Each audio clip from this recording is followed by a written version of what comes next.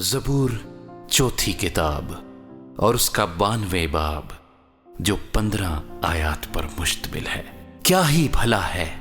خداوند کا شکر کرنا اور تیرے نام کی مدح سرائی کرنا، اے حق تعالی، صبح کو تیری شفقت کا اظہار کرنا اور رات کو تیری وفاداری کا، دستار والے ساز اور بربت پر اور ستار پر گونجتی آواز کے ساتھ، کیونکہ اے خداوند تو نے مجھے اپنے کام سے خوش کیا، میں تیری صنعتکاری کے سبب سے شادیانہ بجاؤں گا۔ اے خداوند تیری صنعتیں کیسی بڑی ہیں، تیرے خیال بہت عمیق ہیں۔ حیوان خصلت نہیں جانتا اور احمق اس کو نہیں سمجھتا ہے، جب شریر گھاس کی طرح اگتے ہیں اور سب بد کردار پھولتے پھلتے ہیں،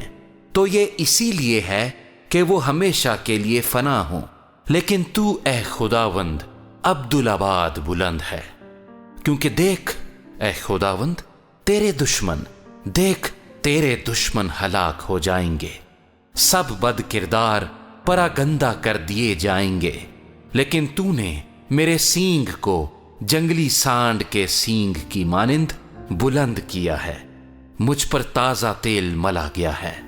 میری آنکھ نے میرے دشمنوں کو دیکھ لیا، میرے کانوں نے میرے مخالف بدکاروں کا حال سن لیا ہے۔